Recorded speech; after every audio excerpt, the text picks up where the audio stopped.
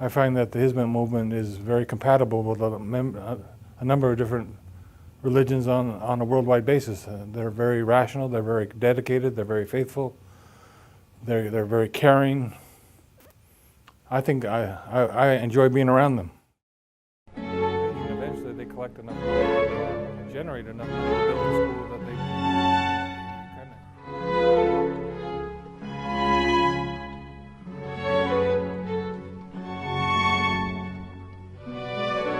One of my courses is about the Declaration of Human Rights. The first thing that is the most important to most people.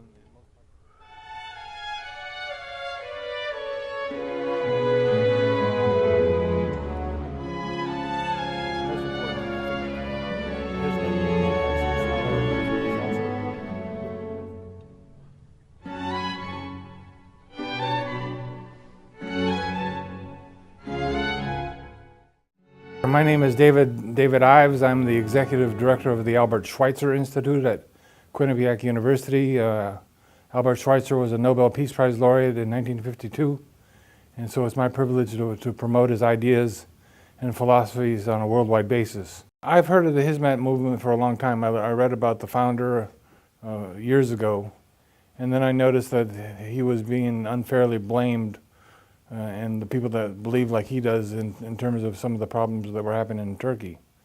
And I met several people that were involved in founding the Peace Islands Institute. In fact, they consulted with me on the name because of my background in peace work. And so I don't think they picked the names that I wanted, but I think the names that they chose, Peace Island Institute, is very apropos and reflects the values that I see that are important in our work with the Albert Schweitzer Institute, and I think we're kind of like brothers. That is very peaceful, that it looks for solutions that don't involve violence, that they look for ways to communicate. I know that in New York, the Hizmet movement has sponsored some events that promote the understanding between the Abrahamic religions. And I think that's extremely important. So that's somewhat how I got to know a little bit about the Hizmet movement. Well, I did several trips to Turkey. My most recent was with some of our faculty members and our president of our university, John Leahy. And we went to Turkey just to kind of get to know some of the areas of Turkey outside of Istanbul. But I also recruited young people from Turkey for several years in the 1990s because we wanted to have Turkish representation in this international leadership training program I ran for bright teenagers. So I've been in Istanbul and the environs around Istanbul many times, and I enjoyed it thoroughly. I've always seen Turkey as a bridge between the East and the West, and I think the Turks that I've met have been very dedicated to peace. Constantly. I can't think of a conversation in which it was, there might have been a disagreement, but there was always a kind of a way to work it out. The Turks that I've met with the Hizmet movement have been quite involved in making sure that conflicts are resolved without violence, and that's what we believe in also. There are always going to be conflicts and differences of opinion, but I really feel strongly that Hizmet is a leader in this kind of avenue, and it's a pleasure to be affiliated with the Peace Islands Institute and the Hizmet movement. Well, what I've read about Mr. Gulen, I'd like to meet him someday and be able to answer that more directly. But I've read about him, I've seen the documentaries about him. I know he strongly condemns some of the violence that is occurring from ISIS. So everything that I've seen about him and read about him and people that I trust and care about who have talked about him, talk about what a peaceful man he is. It's just an anathema to me why he's being misinterpreted. The Hizmet movement to me means rational thinking and caring about the outcomes in kind of a peaceful manner. Nothing that I've ever heard about the Hizmet movement leads me to believe that they are even thinking about violent solutions. There's been a history of conflict between the religions over the years, and terrible things have been done by Christians Jewish people, and by people that belong to the Islamic faith. And I think there's always been a small minority of people who might have been violent, but they get the attention. I don't think the people that are more reasonable, that understand and celebrate difference, always get the attention that they should. I think it's equally important from Christians, Jews, and Islamic folks. I think that we all should. There's enough blame to go around for things that have been done badly, and there's enough good things that have been done by all these different religions and perspectives to celebrate those. So, one of the things that I like to do is celebrate difference. And that does not mean that you celebrate things that are negative, but the fact that you're from a different religion or maybe eat different foods, that's something that should be enjoyed. That is not something that should divide us. I find that the Hizmet movement is very compatible with a number of different religions on a worldwide basis. They're very rational, they're very dedicated, they're very faithful, they're very caring. I think I enjoy being around them. It's almost impossible to resolve all problems quickly. They're complicated, there are many sides to the story. And one of the things that I think that the Hizmet movement does is to listen to make sure that they get all sides.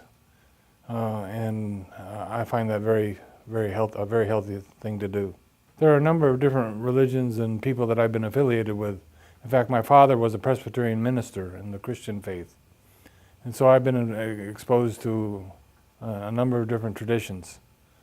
And I feel that the Hizmet movement is very understanding of difference, very accepting of difference, and can work with people who have different thoughts and ideas about how to accomplish something. And I think compromise is an important word, not necessarily on your faith, but on how you might be able to get some things done. There's more than one way to skin a cat, which is an American expression for a lot of. You can look at a number of different ways to solve a problem.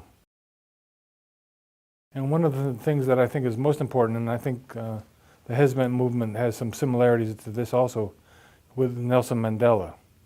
And when I was in South Africa, I was able to go to Robben Island, where Mandela was incarcerated for 23 of the 27 years that he was there. And I stood outside his cell, and I wondered how a man could be that forgiving when he came out after he had been taken away from his family for so many years. And that's what I find is amazing. I feel very strongly that the Abrahamic traditions that emphasize forgiveness are the ones that will do the most good in the long run. So the fact that Mandela, when he got out of prison, ate dinner with his jailers a couple of years later, I think is amazing. And I think that's an example for all of us. What I teach in one of my courses is about the Declaration of Human Rights. And the first thing that is the most important to most people in most parts of the world is getting enough to eat and getting shelter. Nothing else matters if you don't have that. The second thing is education. As soon as people can live, get enough to eat, and aren't fearful of what might happen to their families, then they can go to school. And if they don't go to school, then I think things are screwed up. And then you can go from there, based on the Declaration of Human Rights, then you can go into the Millennium Development Goals. And there are 8 of those goals, and there are a number of them. I'm not going to remember all of them right now, but one of them is to make sure that women become educated, and make sure all young people get educated at least to the 8th grade. And you have to pay attention to disease, especially malaria, TB, and AIDS. And there's a number of other parts of the Millennium Development Goals. And it seems to me that the Hizmet movement, their values are very consistent with working on these goals, and their values are consistent with the Declaration of Human Rights, which is one of the reasons I like working with the Hizmet people and also with the Peace Islands Institute. I'm going to be spending a lot of time at the UN organizing conferences on these issues in the next couple of years. And I intend to have a lot of time to work with the Peace Island Institute on developing education. If they value education, eventually they collect enough money or generate enough money to build the school that and it kind of shows where their belief systems are. Hizmet people their actions speak louder than their words, and their words are always consistent with their actions. I don't find any discrepancy between what they believe and what they do. And it's all peaceful, and it's all based on education. And as far as I can tell, women and men and boys and girls are equally valued in terms of their education and valued in terms of their careers and also taking care of their kids at home. I understand that in some countries that there is segregation between the sexes, and that's according to their culture. But they value the education quite strongly for both sexes, so that seems to handle the situation. Well, any social movement, I think, has to look for their needs of their communities. And what I want to make sure that happens in anything we get involved in is that we help anybody, no matter what religion or creed that they believe in. If somebody needs a house, somebody needs to be educated, even though maybe somebody else is from a Shinto from Japan, I think we should be able to be in a position to help anybody who needs it. And the Hizmet movement seems to do that. In fact, I think they're going to be heavily involved in the summits of Nobel Peace Prize laureates that I help organize with the Gorbachev Foundation. I'm pretty sure that we're going to try to have heavy involvement from the Peace Islands Institute and work hand in glove with the Nobel laureates on achieving peace and making sure that the world understands then that how the peaceful intentions of the Hizmet movement and the Peace Islands Institute. I'm very impressed with Mr. Gulen for several reasons.